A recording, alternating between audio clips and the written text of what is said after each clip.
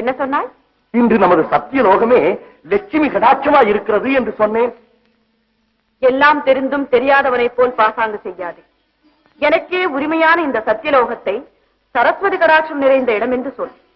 இனியொரு முறை லட்சுமி கடாட்சம் நிறைந்த இடம் என்று சொல்லாதே. தாயே, அறிந்தும் அறியாதவரை போல் தாங்கள் தான் பேசுகிறீர்கள்.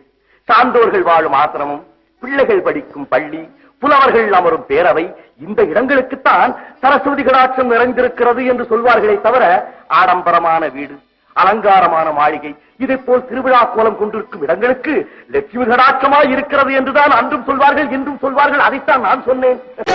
முருகன் என்றால் அழகன் என்று தமிழ் மொழி